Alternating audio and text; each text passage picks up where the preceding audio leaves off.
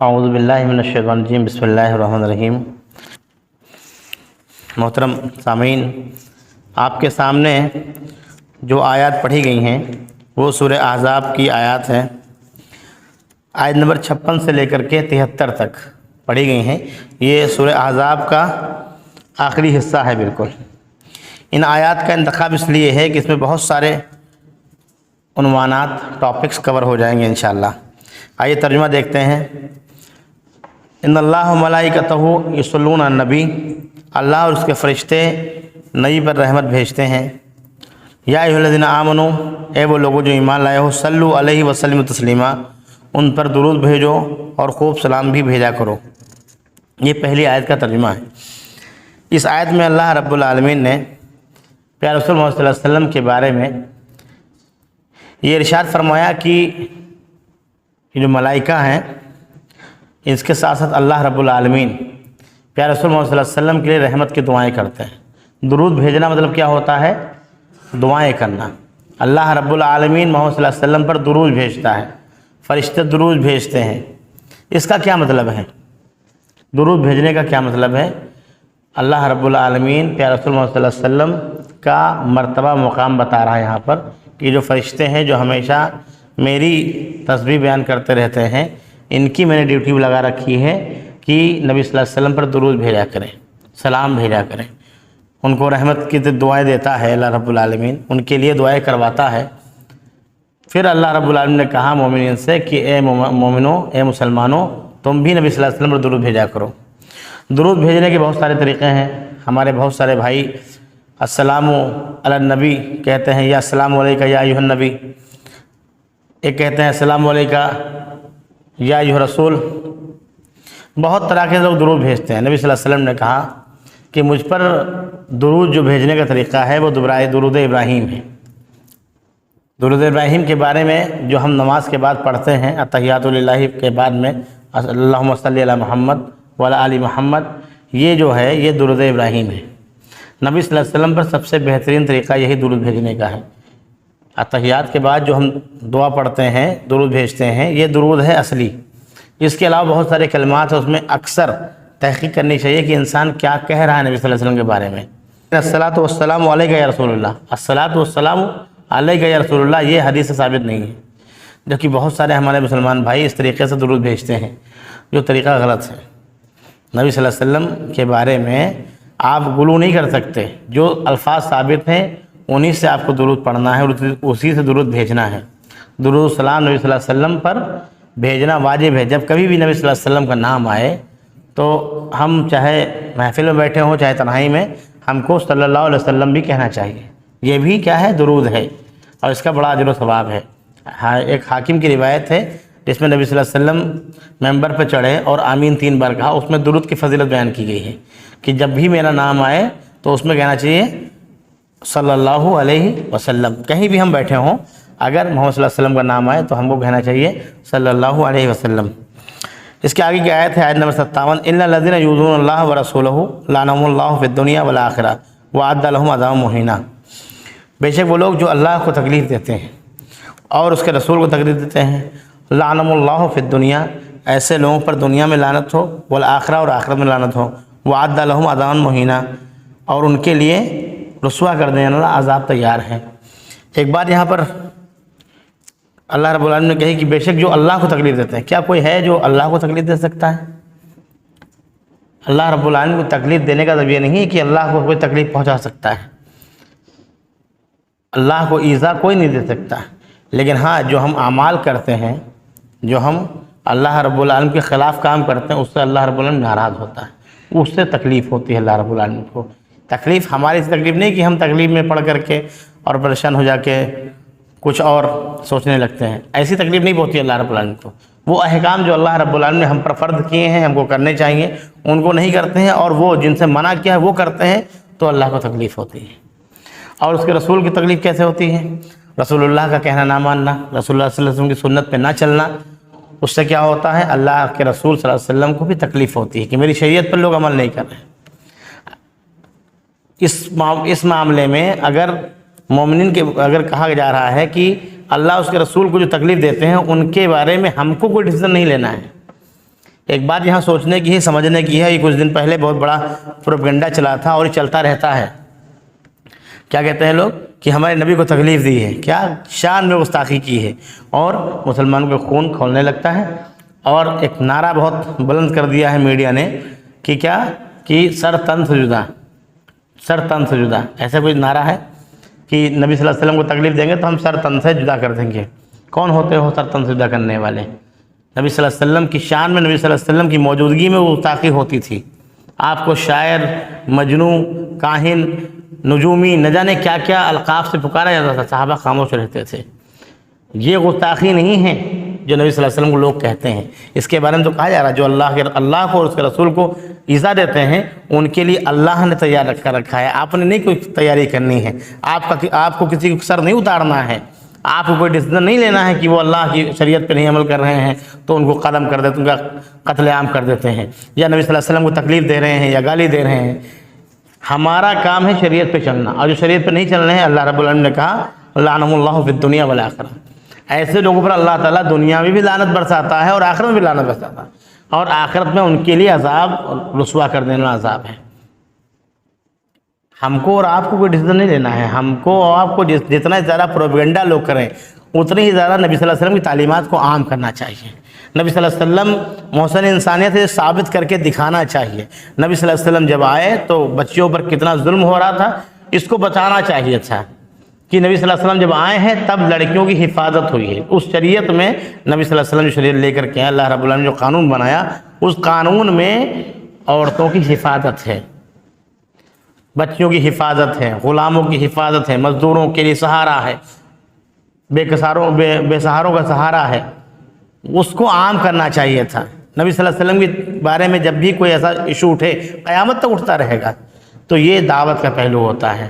نبی صلی اللہ علیہ وسلم میں کوئی لعن طعن کرے، کوئی گستاخی کرے تو ہم کو نبی صلی اللہ علیہ وسلم کی سنتوں کو اور مضبوطی سے پکڑ کر کے اس کو عام کرنا چاہیے، پڑھنا چاہیے، نبی صلی اللہ علیہ وسلم کی تعلیمات کو عام کرنا چاہیے۔ اس سے اسلام کا پرچار ہوتا ہے، اور اللہ رب العالمین کئی طریقے سے اسلام کا پرچار کرواتا ہے، ایڈورٹیزمنٹ کرواتا ہے۔ یہ بھی ایک طریقہ ہے، یہ بھی ایک طریقہ ہے تاکہ اسلام ہمیشہ موضوع بنا رہے، جس کے بارے میں بات ہوتی رہے، اور جب بات ہوتی ہے تبھی بات سنتے ہیں لوگ۔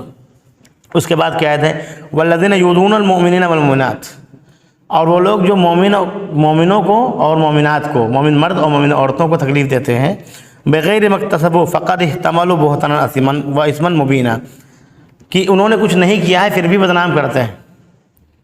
مومنین کو اور مومنات کو جن لوگوں نے بدنام کیا بغیر کچھ کیے، ہمارے صحابہ نے، صحابیات نے کچھ بھی ایسا نہیں کیا جس کی وجہ سے بدنامی ہو، لیکن کچھ لوگ بدنامی کرتے تھے، الٹا سیدھا کہتے تھے۔ آج کے معاملات دیکھ لیجئے، محرم چل رہا ہے، ایسے میں صحابہ کرام کو گالیوں کا دور چلتا ہے۔ امیر معاویہ رضی اللہ تعالیٰ عنہ جو کاتبین وحی، ان کے خاندان میں جو خلافت آئی، اس کے بعد بہت سارے ایسے واقعات ہوئے، اس سے دین کا کوئی تعلق نہیں، وہ سیاسی معاملہ تھا، لیکن اس کو دین بنا کر یہاں پر سنیوں نے واویلا مچا رکھا ہے، اور کیا کرتے ہیں، صحابہ کو گالی دیتے ہیں، صحابہ کو گالی دیتے ہیں، جبکہ صحابہ کے بارے میں کہا گیا ہے رضی اللہ عنہ، اللہ رب العالمین نے کہا یہ میں ان سے راضی ہوں۔ حضرت عثمان رضی اللہ تعالیٰ عنہ، عبد الرحمن بن عوف رضی اللہ تعالیٰ عنہ، یہ ایسے صحابی تھے، انہوں نے اپنی زندگی میں اتنا کچھ کر دیا تھا، نبی صلی اللہ علیہ وسلم نے کہا جتنا ابھی تک انہوں نے کیا ہے اتنے میں ان کی نجات ہو گئی، آگے کیا کریں گے ڈزنٹ میٹر، کوئی معاملہ نہیں رکھتا ہے، کوئی آگے بات سمجھنے والی نہیں ہے، اتنا کیا ہے اتنے میں ہی مغفور ہیں، یہ جنت کے بشارت والے پاگے۔ بشارت والے بہت سارے لوگوں کو اللہ رب العالمین نے نبی صلی اللہ علیہ وسلم کے ذریعے بشارت دلوائی، ان میں یہ دو لوگ بھی تھے۔ وہ صحابہ جن سے اللہ رب العالمین راضی ہیں، ان کو آج کے دور کا ایک چھوٹا سا انسان جس کے پاس نہ صحیح علم ہے نہ فہم ہے، وہ گالی دیتا ہے۔ نبی صلی اللہ علیہ وسلم نے لا تسبوا اصحابی، میرے صحابہ کو گالی مت دو، اگر تم میں سے کوئی ایک دو قیراط سونا بھی خرچ کر دے اللہ کی راہ میں تو میرے صحابہ کی ایک مد کے برابر، ایک مٹھی جو کے برابر نہیں ہو سکتا صدقہ۔ یہ صحابہ کرام کا مقام مرتبہ ہے۔ کیوں اتنا صحابہ کا مقام مرتبہ ہے؟ کیونکہ صحابہ کرام کی بدولت ہی دین یہاں تک آیا۔ ہم اور آپ جو مسلمان ہیں وہ صحابہ کی محنت اور کاوشوں سے ہیں۔ کیوں؟ کیونکہ صحابہ تبلیغ کا کام نبی صلی اللہ علیہ وسلم کے بعد بھی جاری رکھے۔ آج یہاں تک جو دین آیا ہے وہ صحابہ کی محنت سے آیا ہے، صحابہ کرام ایسا نہیں تھے۔ नबी सल्लल्लाहु अलैहि वसल्लम के मिशन को मिशन समझा, कुरान सुन्नत को आफाकी तालीम समझ करके अमल किया और लोगों को बताया, और जन्नत के ज़ामिन बन गए अल्हम्दुलिल्लाह वो लोग। हमको उनकी नक्शे कदम में चलना चाहिए। कुरान मजीद में कई जगह पे कहा गया है कि सहाबा के नक्शे बनो, सबीलुल मोमिनीन की इत्तिबा करो, और तुम पर लाजिम है मेरी सुन्नत और सहाबा इकराम की सुन्नत, अलैकुम बिसुन्नती व खुलफाए राशिदीन अल महदीयीन, जो हिदायत याफ्ता मेरे खुलफा हैं उनकी सुन्नत तुम पर लाजिम है, और साथ में मेरी सुन्नत लाजिम है। ये नहीं कि सिर्फ सहाबा की सुन्नत ले ली। बहुत सारे आजकल के मॉडर्न बच्चे जो पढ़ रहे हैं कुरान सुन्नत अपने हिसाब से, बग़ैर आलिम की रहबरी के, यूट्यूब से और फेसबुक से बयान सुनते हैं, वो एक टॉपिक लेकर के निकल जाते हैं अलग से कि सहाबा की सुन्नत थी, लिहाजा मेरे लिए तो यही लाजिम है, क्योंकि सहाबा की सुन्नत भी ऐसी सुन्नत जिस पर सिर्फ सहाबा अमल करें, नबी सल्लल्लाहु अलैहि वसल्लम की सुन्नत ना हो, वो सुन्नत नहीं है, वो सहाबा का अमल है। ऐसे ही बाद में इमाम जो आए हैं वो उनका अमल है, वो दीन नहीं हो सकता है। अलैकुम बिसुन्नती, तुम पर मेरी लाजिम है सुन्नत और मेरे सहाबा की सुन्नत लाजिम है, दोनों की सुन्नत होनी चाहिए। सुन्नत तो वही है जो नबी सल्लल्लाहु अलैहि वसल्लम ने किया और उस पर सहाबा ने अमल किया, वो है सुन्नत असल, उस पर अमल करना चाहिए हमको। फ़क़द इहतमलू बुहताना व इस्मन मुबीना, तो ऐसे लोग क्या करते हैं, उन पर बहतान लगाते हैं और वो इस्मन मुबीना, और खुले आम गुमराही खरीद रहे हैं लोग। इसमें गुनाह होता है, मुबीना ने खुली हुई, खुले हुए गुनाह पर वो लोग हैं। कौन लोग? जो सहाबा पर इल्ज़ाम लगाते हैं, सहाबियात पर इल्ज़ाम लगाते हैं। हज़रत आयशा रज़ियल्लाहु तआला अन्हा के बारे में गुस्ताखियों की मजलिसें लगी हुई इस टाइम, यज़ीद के बारे में महफिलें लगी हुई हैं, सियासी वाक़े को दीन में दाखिल करके सहाबा को गाली देते हैं, और अक्सर ये शिया हज़रात हैं। इनमें मासूम सुन्नी भी अब इसमें शामिल हो गए हैं जिनको बस इल्म नहीं है। उसके बाद की आयत है आयत नंबर 59, या अय्युहन नबी कुल लिअज़वाजिक व बनातिक व निसाइल मोमिनीन युदनीना अलैहिन्ना मिन जलाबिबिहिन्ना, हे नबी अपनी बीवियों से और अपनी साहबजादियों से, अपनी बीवियों से और अपनी बेटियों से कह दें, और तमाम मुसलमानों की औरतों से कह दें कि जब भी वो निकला करें तो चादर डाल दिया करें। कहाँ पर? पर्दे के लिए चादर का इस्तेमाल किया करें। पहले ये पर्दे के पर्दा नाजिल हुआ है, आजकल का जो बुर्का है वो पर्दा नहीं है, क्योंकि उसमें सारे क्या कहते हैं आज़ा दिखते हैं, सारे अंग का प्रदर्शन होता है। ये नकाब नहीं है, ये तो सूट छुपाने के लिए, कपड़ा मैला छुपाने के लिए ख़वातीन ऐसा नकाब पहनने लगी हैं कि ऐसा नकाब नहीं है, वो पर्दा नहीं है, बल्कि ढीली ढाली चादर। उस जैसा अगर कोई लिबास है काला और ढीला ढाला है, जिसमें औरत का ये ना पता चले कि औरत की उम्र क्या है, बुज़ुर्ग है या बच्ची है, ये ख़बर ना हो किसी इंसान को, ऐसा पर्दा होना चाहिए। हाँ, अगर आज भी कोई औरत चादर लटकाती है उस तरीके से, जिस तरीके से ढीला डाला है मामला, तो पर्दा मान लिया जाएगा। लेकिन आज जो टाइट फिटिंग के जो बुरक़े चलते हैं, नक्श निगार वाले और चमक धमक वाले, इनका पर्दे से कोई ताल्लुक़ नहीं है। युदनीना अलैहिन्ना जलाबिबिहिन्ना ज़ालिका अदना अन युअरफ़ना फ़ला युज़ीना, ये बेहतर है। ज़ालिका अदना, इससे उनकी पहचान हो जाएगी, इनसे उनकी पहचान हो जाएगी। फ़ला युज़ैनी, तो उनको तकलीफ़ नहीं दी जाएगी। आज पर्दे के मामले में मतलब हुकूमतें खूब खेलती मुसलमानों से, और वो हिजाब के मामले में पूरा चेहरा खुला है, अजीब सा लिबास है, उसको हम लोग पर्दा और हिजाब कहते हैं, जबकि वो पर्दा चाक चाक कर रही है और उस पर वो फाइट कर रही है। उस पर हम लोग को पोस्टें आगे बढ़ाते हैं और सोचते हैं कि हिजाबी कर रहे, और एक से एक तराने और वो सब रीलें डालते हैं हम लोग। यहाँ पे कहा जा रहा है ये पहचान है, अयूरफना, ताकि पहचान ली जाए कि शरीफ और बाइज़्ज़त और पाकबाज औरतें कौन हैं, पर्दे वाली औरतें, शरीफ ज़ादी पहचान ली जाए। फ़ला युज़ैनी, तो उनको तकलीफ़ नहीं दी जाएगी। कोई भी इंसान अगर ये जान जाए कि शरीफ औरत जा रही है तो उसको छेड़ेगा नहीं। इतना तो उसके अंदर अभी भी गुरूर है, इतना उसका ज़मीर है कि वो शरीफ औरत को नहीं छेड़ेगा। छेड़ते उसी को है जिसके अंदर थोड़ी सी होती है भनक कि हाँ ये ऐसी है। क्यों? क्योंकि लिबास ज़ाहिर हो जाता है। लिबास जब जैसा पहनती है लड़की, अब आजकल तो जिस तरीके से कॉलेज वगैरह में जाती हैं लड़कियां, वो तो जाते ही शो ऑफ करने के लिए, जबकि गलत है ये। पर्दा इसलिए है ताकि शरीफ ज़ादी पहचान ली जाए। अगर पर्दा ऐसा हो रहा है जिससे उनकी पहचान नहीं हो रही है तो पर्दा नहीं कर रही है। वकान अल्लाह गफ़ूर रहीमा, अल्लाह ताला माफ़ करने वाला और रहम फरमाने वाला है। لئن لم ينتهي المنافقين والذين في قلوبهم مرض والمرجفون في المدينة لنغرينك بهم ثم لا يجاورونك فيها إلا قليلا. اگر یہ منافقین بعد نہیں آئے، والذین فی قلوبہم مرض، اور جن کے دل میں مرض ہے وہ بعد نہیں آئے افواہیں پھیلانے میں اور صحابہ پر لعن طعن کرنے میں، نبی کو تکلیف دینے میں، اللہ کو تکلیف دینے میں، والمرجفون فی المدینہ، اور جو یہ افواہیں پھیلاتے ہیں، غلط افواہیں پھیلاتے ہیں مدینے میں، اگر یہ بعد نہ آئے تو اللہ تعالیٰ کیا کرے گا؟ تو ان پر اللہ تعالیٰ تباہی مسلط کرے گا. لَنُغْرِيَنَّكَ بِهِمْ ثُمَّ لَا يُجَاوِرُونَهَا فِيهَا إِلَّا قَلِيلًا. پھر وہ چند ہی دن رہ پائیں گے مدینے میں، پھر نکال دیے جائیں گے. اب یہ نبی صلی اللہ علیہ وسلم کو تعلیم دی جا رہی ہے کہ اگر یہ منافقین بعد نہ آئیں، کیونکہ اسلامی ماحول کو خراب نہیں کیا جا سکتا. ایک طرف اسلامی معاشرہ تعمیر ہو رہا ہے، منافقین افواہیں پھیلا رہے ہیں کہ یہ دین کی بات کریں گے، یہ تو ایسے ہیں، حضرت عائشہ کے بارے میں اور نہ جانے کون کون سے صحابہ کے بارے میں افواہیں پھیلاتے تھے. تو اللہ رب العالمین نے کہا نبی صلی اللہ علیہ وسلم کو کہ اگر یہ بات نہ آئے منافقین، یہ جو افواہیں پھیلاتے ہیں، جن کے دلوں میں مرض ہے، بیمار ہے ان کا دل، اگر یہ بات نہ آئے تو ان کو کیا کرنا؟ ان کو مدینے سے نکال دینا. اس کے بعد کیا ہے کہ ملعونین، تو ان پر پھٹکار برسائی گئی. اینما ثقفوا، جہاں بھی یہ رکیں گے، جہاں بھی جائیں گے اس پر پھٹکار ہوگی. وَأُخْذُوا، ان کو پکڑا جائے گا. وَقُتِلُوا تَقْتِيلًا، اس کا ترجمہ لوگ غلط کرتے ہیں. جب یہ کہا جائے جہاں بھی مل جائیں ان کو پکڑیے، ان کو ٹکڑے ٹکڑے کیجیے، یہ مارنے کے لیے آیت نہیں نازل ہوئی ہے کہ منافقین کو ختم کر دیجیے. اب نہیں، اس کہا گیا ہے کہ ان کے ٹکڑے ٹکڑے کر دیجیے. مطلب اگر وہ کرتے یہ تو، لیکن پھر بعد میں منافقین باز آ گئے، کیونکہ جانتے تھے کہ اسلامی معاشرہ بن چکا ہے، افواہیں پھیلانے سے کوئی فائدہ نہیں. لیکن افواہیں پھیلاتے رہتے، بعض نہیں آتے تو ان کے ساتھ کیا جاتا؟ ان پر لعنت برساتا اللہ رب العالمین.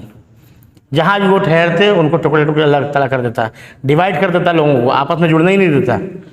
یہاں پر ہم سے نہیں کہنا قتلوا تقتیلا. بہت سارے ایسے الفاظ ہیں قرآن میں جس کو غیر مسلم پڑھتا ہے پھر کہتا ہے اس میں تو جہاد کی آیتیں ہیں، اس میں تو قتال کی آیتیں ہیں، اس میں تو مار کاٹ ہے. اگر ہم صحیح سے قرآن نہیں پڑھیں گے، نہیں سمجھیں گے تو ہم کیسے بتا پائیں گے دوسرے کو کہ یہ جہاد کی آیت ہے جو کانٹینیو محنت کرنے کو کہتے ہیں، یا قتال کی آیت ہے، یا ٹکڑے ٹکڑے کرنے کی آیتیں ہیں؟ ہم کو قرآن پڑھنا پڑے گا. اس کے بعد کی آیت ہے سنت اللہ فی الذین خلو من قبل. یہ اللہ تعالیٰ کی سنت رہی ہے، یہی طریقہ، یہی قانون رہا ہے اللہ تعالیٰ کا اس سے پہلے بھی. ولن تجد سنت اللہ تبدیلا، اور تم نہیں پاؤ گے نبی اللہ کی سنت میں تبدیلی. اللہ تعالیٰ کا یہی قانون ہے کہ اگر وہ بعض نہیں آتے ہیں تو اللہ تعالیٰ کیا کرتا ہے؟ لعنت برساتا ہے. اللہ تعالیٰ پھٹکار برساتا ہے، اللہ تعالیٰ لعنت برساتا ہے. تو کیا ہوتا ہے؟ قومیں تباہ ہو جاتی ہیں. یسألونک الناس عن الساعہ، لوگ آپ سے قیامت کے بارے میں سوال کرتے ہیں. قل انما علمها عند اللہ، کہہ دیجئے اس کا علم تو اللہ کے پاس ہے. وما یدریک لعل الساعة تکون قریبا، ہاں مجھے یہ معلوم ہے کہ وہ بہت قریب ہے. قیامت کے بارے میں بہت سارے لوگ سوال کرتے ہیں، قیامت کب آئے گی؟ آج بھی کہتے ہیں اتنا زمانہ گزر گیا ہے، قیامت کب آئے گی؟ نبی صلی اللہ علیہ وسلم کی احادیث اگر ہم پڑھتے ہیں تو اس میں صاف کہا گیا ہے کہ میں اور قیامت ایسے ہیں. نبی صلی اللہ علیہ وسلم نے 2 انگلیاں برابر کی، کہا کہ ایسے ہیں، میں آؤں گا اس کے بعد قیامت آئے گی. اور 1444 سے 45 سال چل رہے ہیں، یہ ہو گئے ہیں، اور ابھی تک قیامت کے کوئی ذکر نہیں آتا ہے. اب آپ کو بتانے قیامت 2 طرح کی ہے. ایک تو قیامت عذاب کو بولتے ہیں، جس میں ہم مسلسل ہیں. بہت سارے قیامت کی نشانیاں آ چکی ہیں. جھوٹ عام ہے، میوزک عام ہے، لوگ غلط چیز کو دلیل دے کر کے حلال کر چکے ہیں اور اس پر عمل کر رہے ہیں. یہ سب قیامت کی نشانیاں ہیں. یہ چھوٹی قیامت. ایک قیامت کبریٰ ہوگی. کب ہوگی؟ جب سب کے سب ختم ہو جائیں گے، اس کے بعد وہ قیامت آئے گی. لیکن یہ جو چھوٹی چھوٹی قیامتیں ہیں یہ آ چکی ہیں اور آتی رہتی ہیں. کسی انسان میں مصیبت آئی، پریشانی آئی، کہیں وہ مار آ گیا تو اس کی قیامت تو آ گئی. وہ کیا انتظار کرے گا؟ جیسے کہ ہمارے والدین، مان لیا ان کا انتقال ہو چکا ہے، ہمارے دادا نانا جو یہاں سے جا چکے ہیں، اب قیامت کا انتظار وہ کیسے کریں گے؟ کس طریقے سے وہ انتظار کریں گے؟ ان کی قیامت تو آ گئی، وہ اٹھائے جائیں گے تو ایسے لگے گا پل بھر کے لیے سوئے تھے. صرف ایک لمحہ قیامت کی جب حشر کا میدان ہوگا، پوچھا جائے گا کہ کتنی دیر رکے تم دنیا میں، تو کہے گا ہم تو شاید گھنٹہ 2 گھنٹہ صرف رکے. بس اتنی لمبی زندگی گزارتے ہیں، بوڑھے ہو کر کے کھاٹ پہ مرتے ہیں. اس کے بعد میں جب وہاں کی زندگی دیکھتے ہیں اس کے مقابلے میں یہاں چند منٹ کی زندگی معلوم پڑتی ہے. تو قیامت کے بارے میں سوال کرتے ہیں. قیامت کے بارے میں نبی صلی اللہ علیہ وسلم نے کہا کہ میں قیامت کے بارے میں نہیں جانتا ہوں، کیونکہ اس کا علم تو اللہ کے پاس ہے، لیکن میں جانتا ہوں قریب ہے. اب نبی صلی اللہ علیہ وسلم نے قریب کہا تو چھوٹی قیامتیں تو آ چکی ہیں، نشانیاں آ چکی ہیں اور قیامت برپا ہے مسلمانوں کے درمیان۔ قیامت ہی تو ہے کہ ایک ساتھ چار لوگ بیٹھنا نہیں چاہتے۔ اللہ تعالیٰ کافروں پر جو انکار کرتا ہے اللہ کی آیتوں کا اس پر لعنت کرتا ہے۔ وَعَدَّ لَهُمْ سَعِيرًا، اور اللہ تعالیٰ نے ایسے لوگوں کے لیے جہنم تیار کر رکھی ہے۔ خالدین فیہا ابدا، وہ ہمیشہ اس میں رہیں گے۔ لا یجدون ولیٰ ولا نصیرا، اور اس میں وہ ولی نہیں پائیں گے کوئی اور نصیر نہیں پائیں گے۔ ولی مطلب مددگار اور نصیر مانے بھی مددگار، ولی میں دوست ہوتا ہے، وہاں کوئی دوست نہیں ملنے والا کہ آج تو سہارا ہوتا ہے، بہت سارے لوگ کہتے ہیں ہم یہ جو آج کل جو ریڈی میڈ ولی چل رہے ہیں ان پر لوگ بیعت کرتے ہیں، یہاں شہر میں نہیں ہے، آپ گاؤں میں جائیے تو ابھی بھی مریدی اور بیعت لیتے ہیں لوگ۔ عذاب سے بچنے کا فارمولہ لوگ کہتے ہیں ولیوں کے پاس ہے، جبکہ یہاں کہا جا رہا وہاں نہ کوئی ولی ہوگا اور نہ ہی کوئی مددگار ہوگا، تو وہاں نہ کوئی دوست نہیں ہوگا وہاں پر، وہاں تمہارے اعمال سے تم کو جج کیا جائے گا، دوسرے کے اعمال تم کو نہیں جج کیا جائے گا، اور وہاں کوئی مددگار نہیں ہوگا۔ یہاں تو تم سہارا لے لیتے ہو، سفارشیں لگا لیتے ہو، لیکن وہاں کوئی سہارا نہیں ہوگا۔ یوم تقلب وجوہہم فی النار، اس دن کیا ہوگا؟ آگ میں چہروں کو جلایا جائے گا۔ یوم تقلب وجوہہم فی النار، آگ میں چہروں کو سینکا جائے گا، برابر پلٹا جائے گا۔ یقولون، تو وہ کہیں گے کون؟ یہ جو آج اللہ کے علاوہ دوسروں کے سہارے ہیں لوگ، اللہ کے علاوہ کسی اور سے لوگ حاجت روائی اور مشکل کشائی کرواتے ہیں، رسول اللہ کے طریقے کو چھوڑ کر کے نہ جانے کس کس طریقے پہ چل کر کے آتے ہیں، اس دن وہ کہیں گے یقولون، تو وہ کہیں گے کون؟ جو اللہ اس کے رسول کی پیروی نہیں کرتا ہوگا وہ، یا لیتنا، میں تو برباد ہو گیا، ہم تو برباد ہو گئے۔ جمع صیغہ ہے آتانا اللہ واتانا، کاش کہ ہم نے اللہ اس کے رسول کی اطاعت کر لی ہوتی۔ اللہ اس کے رسول کی اطاعت نہیں کرے گا، نہیں کرتا ہوگا اس دنیا میں، اس دن وہ کہے گا وہاں ہم تو برباد ہو گئے، کاش کہ ہم نے اللہ اس کے رسول کی اطاعت کر لی ہوتی۔ وقالوا ربنا انا آتانا سادتنا، اور کہیں گے وہ سب اے ہمارے رب ہم نے تو اپنے سرداروں کی وکبراءنا، اور اپنے بڑوں کی پیروی کر لی۔ اتباع، بات ماننا، نقش قدم پہ چلنا صرف کس پہ ہے؟ نبی صلی اللہ علیہ وسلم کی اتباع کرنی، اور کیا کیا؟ بڑوں کی اتباع کی، بڑوں کے پیچھے چلے اور سرداروں کے پیچھے چلے۔ فَأَضَلُّونَ السَّبِيلَ، تو انہوں نے ہم کو سبیل سے بھٹکا دیا۔ فَأَضَلُّونَ، یہ بھی جمع کر سکا، ان سب نے ہم کو بھٹکا دیا سیدھی راستے سے، سیدھے صراط مستقیم سے ہم کو بھٹکا دیا۔ کاش ہم اللہ اس کے رسول کا راستہ اختیار کرتے۔ ربنا، اب یہ دعا کریں گے وہاں پر کون؟ جو بھٹک چکے ہیں۔ ربنا آتیہم ضعفین من العذاب، اے ہمارے رب ان کو دینا، آتیہم ان کو دینا، ضعفین، جتنا ہم کو عذاب دیا ہے ہم سے ڈبل عذاب دینا۔ ان کی وجہ سے گمراہ ہوئے نا، تو جتنا ہم کو ملا ہے ہم چاہتے ہیں، ہماری خواہش یہ ہے ہم سے ڈبل ان کو ملے، کیونکہ ان کی وجہ سے ہم گمراہ ہوئے۔ وَلَنْهُمْ لَعْنٌ كَبِيرٌ، اور ان پر اور بڑی لعنت ان پر ڈالنا۔ یہ جو آج اللہ اس کے رسول کو چھوڑ چکے ہیں، رسول اللہ کے طریقوں کو چھوڑ چکے ہیں، کسی نے امام بنا لیے، کسی نے پیر بنا لیے، کسی نے مرشد بنا لیے، کوئی کسی ہاتھ پہ بیعت کرتا ہے، رسول اللہ کا راستہ چھوڑتا ہے، جو بھی ہے وہ اس دن قیامت کے دن جب چہرے پلٹائے جائیں گے تو اس دن خواہش ظاہر کرے گا، کاش ہم نے اللہ اس کے رسول کا راستہ اختیار کر لیا ہوتا۔ ہم نے تو اپنے بڑوں کی بات مان لی۔ بڑے آج دیکھیے بہت ساری محفلیں لگتی ہیں، بیانات ہوتے ہیں، پوری رات کے جلسے ہوتے ہیں صرف بڑوں کی تعریفیں میں، ہمارے بڑوں نے یہ کیا، ہمارے بزرگوں نے یہ کیا، بزرگوں کا دین لے کر کے آ گئے، سوائے جھوٹ کے اور کچھ نہیں بولتے ہیں۔ بڑوں کی، بزرگوں کی باتیں دین میں نہیں چلتی، دین میں قرآن و حدیث چلتا ہے، سیدھی سی بات چلتی ہے، جو قرآن میں ہے حدیث میں ہے وہ ہے دین۔ اس کے بعد یا ایھا الذین آمنوا لا تکونوا کالذین عصوا موسیٰ فبرأہ اللہ مما قالوا وکان عند اللہ وجیہا، اے ایمان والو نہ ہو جانا تم موسیٰ کی قوم کے طریقے سے، موسیٰ کے لوگوں کے طریقے سے۔ فبرأہ اللہ مما قالوا، تو اللہ نے ان کو بری کر دیا جو کچھ وہ کہتے تھے۔ موسیٰ علیہ السلام کے بارے میں افواہ پھیلا رکھی تھی۔ موسیٰ علیہ السلام بہت باحیا تھے ماشاءاللہ، اور پورا کپڑا پہنے رہتے تھے ہر وقت، لگ بھگ کبھی کسی نے ان کا جسم نہیں دیکھا۔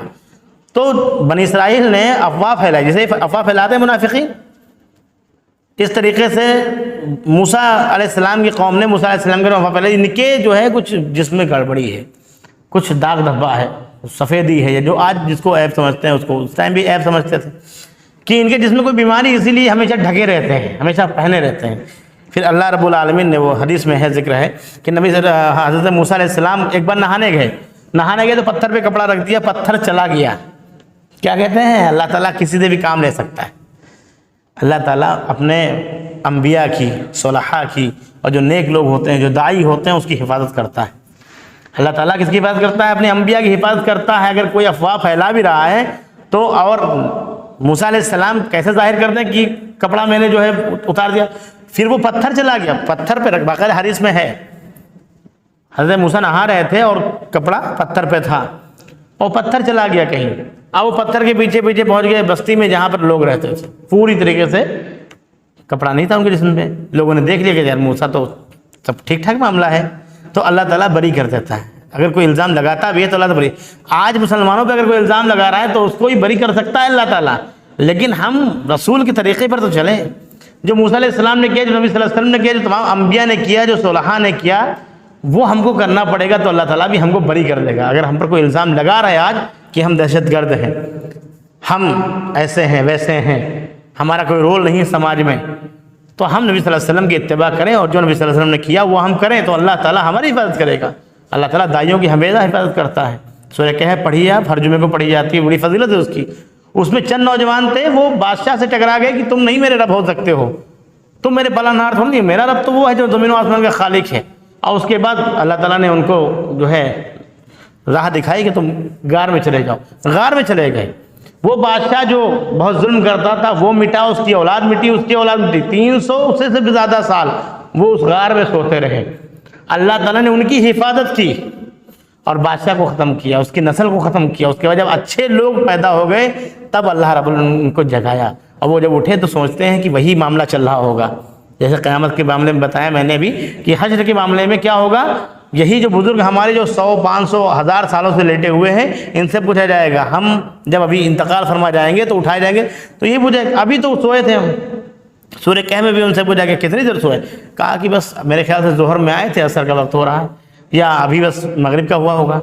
تو کہا ایک آدمی کو جاؤ بھیجو کھانا لے کر کے آئے، بھوک لگ رہی ہے۔ جب تک آدمی سوتا ہے وہ ضرورت نہیں پڑتی ہے، لیکن جب جگتا ہے تو اس کو معاش کی اور پیٹ کی ضرورت پڑتی ہے، کھانے کی ضرورت پڑتی ہے۔ بھیجا اس کو، پورا واقعہ ہے، آپ پڑھ لیجیے سورہ کہف میں۔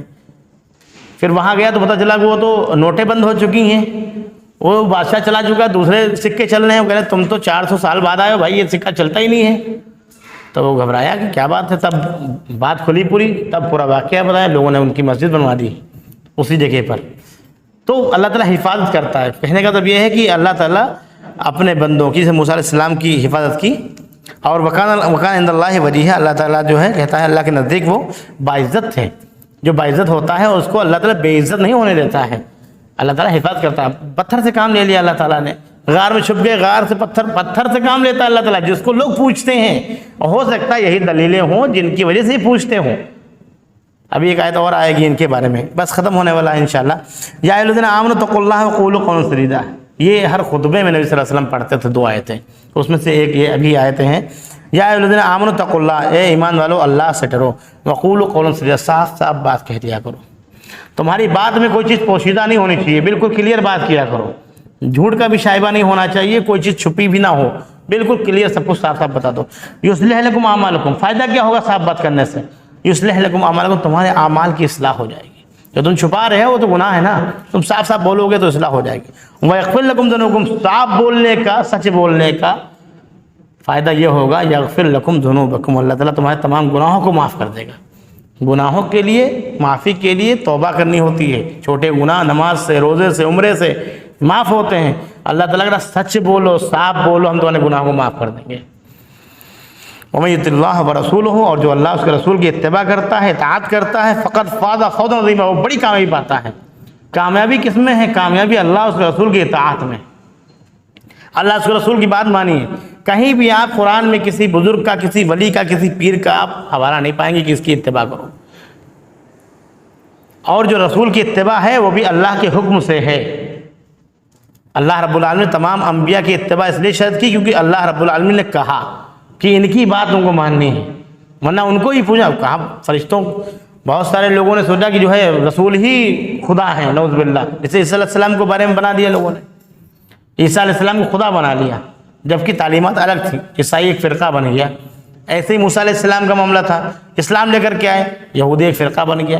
ایسے ہی اسلام کے ٹکڑے ٹکڑے کر کر کے لوگوں نے اپنے اپنے مذہب، اپنے اپنے فرقے، اپنے اپنے مسلک بنا رکھے ہیں، جبکہ مسلمان ہونا چاہیے، قرآن سنت کے ماننے والا ہونا چاہیے۔ پہچان کے طور پہ جماعت میں کوئی بھی نام رکھ سکتے ہیں آپ، لیکن آپ کی بنیاد، ہماری بنیاد صرف قرآن و سنت ہونی چاہیے۔ انا عرضنا الامانۃ علی السماوات والارض، ہم نے اس امانت کو آسمانوں پر اور زمین پر بھیجا، والجبال اور پہاڑوں پر ڈالا، فابین ان یحملنھا، تو انہوں نے انکار کر دیا اس کو نہیں اٹھائیں گے ہم۔ کون سی امانت ہے یہ؟ کیا ہے یہ؟ امانت نہیں، شریعت ہے۔ یہ جو شریعت ہماری ہے، قرآن و سنت ہے، اللہ کی عبادت ہے، اور نیکی کا حکم ہے اور برائی سے روکنا ہے، یہ شریعت ہے پوری، ایک مکمل نظام ہے۔ اس نظام کو کس پر اللہ رب العالمین نے پیش کیا؟ تمام آسمانوں پر۔ 7 آسمان ہیں، پہلے آسمان تک ابھی لوگ نہیں پہنچے، نہ پہلے آسمان، دوسرا آسمان، تیسرا آسمان، 7 آسمان کے اوپر اللہ رب العالمین نے اس شریعت کو، جس کو ہم ہلکے میں لے رہے ہیں، اس کو پیش کیا، اور تمام زمینوں پر پیش کیا، اور تمام پہاڑوں پر پیش کیا۔ فابین ان یحملنھا، اس کو اٹھانے سے، اس کو لینے سے انہوں نے انکار کر دیا۔ واشفقنا منہا، اور اس سے ڈر گئے۔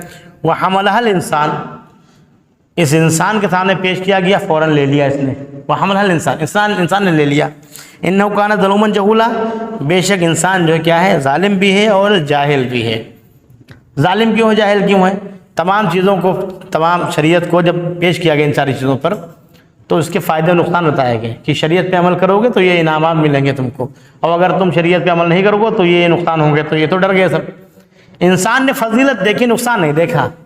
جنت دیکھی، باغات دیکھے اور ہریالی دیکھی، کہاں ٹھیک ہے، جلد باز ہے نا انسان جلد باز بہت ہے، اس نے فضیلت دے کر کے لے لیا۔ اب یہاں پر اللہ تعالیٰ انہ کان ظلوما جہولا، یہ ظالم ہے، کوئی نہیں لے رہا تھا، اس نے لے لیا، وہ اب عمل نہ کر کے اپنے اوپر ظلم کر رہا ہے۔